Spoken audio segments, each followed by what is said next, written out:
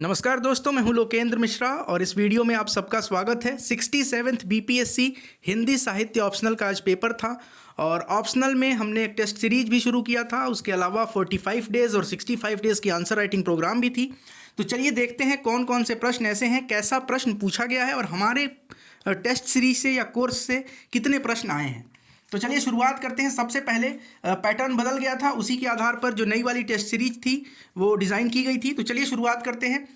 ये देखिए, लघु टिप्पणी वाले प्रश्न हैं। 10-10 नंबर के 5 प्रश्न दिए गए हैं।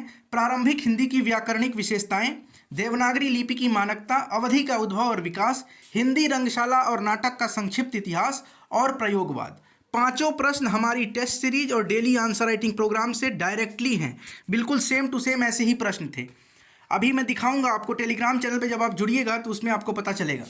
चलिए बात करते हैं। साहित्यिक भाषा के रूप में ब्रज भाषा के उद्भव और विकास पर सोदाहरण प्रकाश डालिए। टेस्ट सीरीज से भी ये क्वेश्चन है और उसके साथ हमारे डेली आंसर राइटिंग प्रोग्राम से भी। इसका अथवा वाला प्रश्न ये भी डायरेक्टली टेस्ट सीरीज से है, प्रीवियस ईयर क्वेश्चन पेपर भी है। आगे बात करते हैं। भक्तिकाल हिंदी साहित्य इतिहास का स्वर्ण युग है। डायरेक्टली ये प्रश्न पूछा गया था, हमारी टेस्ट सीरीज में भी था और उसके अलावा मैंने ऑडियो जो आप लोगों के पास भेजा होगा, जो लोग होंगे वो कमेंट करेंगे, वो डायरेक्टली यहीं से आया है। छायावाद की प्रवृत्तियों के आलोक में छायावाद विचार कीजिए कि छायावाद भारतीय स्वतंत्र चेतना का काव्य है। सारे प्रश्न, अब मैं कह सकता हूं कि सारे प्रश्न ऐसे हैं जो कि डेली आंसर राइटिंग प्रोग्राम और उसके साथ साथ टेस्ट सीरीज से डायरेक्टली आए हैं। मैं अभी आपको दिखाऊंगा कैसे। देखिए, कबीर की समाज दृष्टि डायरेक्ट पूछा गया है। तुलसी की मर्यादा दृष्टि, उसके बाद से होरी के व्यक्तित्व में व्याप्त नैतिकता, होरी का चरित्र चित्रण मैंने दिया था एक प्रश्न और उसी के आधार पर है ये। अंधेर नगरी का प्रतिपाद्य, श्रद्धा भक्ति निबंध का केंद्रीय भाव, ये सारे प्रश्न हैं। उसके बाद बात करते हैं 5वें प्रश्न की। भ्रमर गीत की रचना के कारणों की विवेचना कीजिए।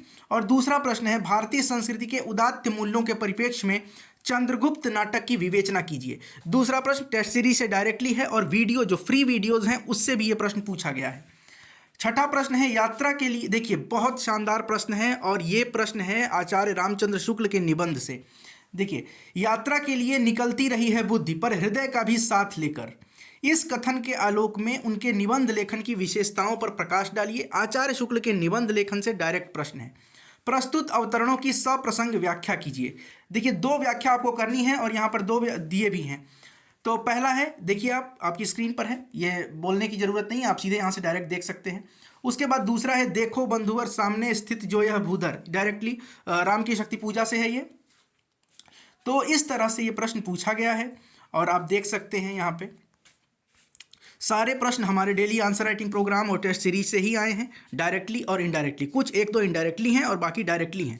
आपको करने तो अथवा वाले प्रश्न ही करने हैं, मतलब 2 में से कोई एक ही करना होता है। तो इस हिसाब से देखा जाए तो एक एक प्रश्न हमारे टेस्ट सीरीज और आंसर राइटिंग प्रोग्राम से डायरेक्ट है। और अभी मैं आपको ये भी दिखा देता हूँ कि कहाँ से मैं ये कैसे बोल रहा हूँ। तो यहाँ आप देख सकते हैं, ये हमारे टेस्ट सीरीज का जो पहला टेस्ट है उसमें है हिंदी रंगमंच का विकास और रूपरेखा, देवनागरी लिपि का मानकीकरण। दोनों प्रश्न डायरेक्ट हैं। अपभ्रंश का परिचय देते हुए व्याकरणिक और शाब्दिक विशेषताओं के बारे में बताना है, ये भी डायरेक्ट है। मध्यकाल में साहित्यिक भाषा के रूप में ब्रज भाषा के विकास की रूपरेखा, डायरेक्ट ये भी प्रश्न है। ये मॉक टेस्ट 1 की बात कर रहा हूं मैं, टेस्ट नंबर 1 से ही ये प्रश्न है। उसके बाद आगे बढ़िए।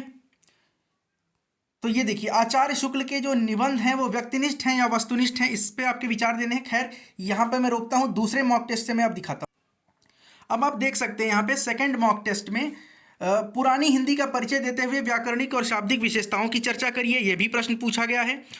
उसके बाद आप आइए तो यहाँ पर चंद्रगुप्त नाटक की संवाद योजना, ये देखिए ये वाला जो प्रश्न है, गोदान का नायक। एक इस पे और भी प्रश्न आया था जो कि हमने डिस्कस किया है डेली आंसर राइटिंग के प्रोग्राम में, तो यहाँ से आप देख सकते हैं। अब हम बात करते हैं जो हमारा मॉक टेस्ट 3 है, वहाँ से आप एक प्रश्न देख सकते हैं सीधे सीधे। और ये प्रश्न है, भक्ति काल हिंदी साहित्य का स्वर्ण काल है, कथन के परिप्रेक्ष्य में तर्क दीजिए। ये प्रश्न भी है।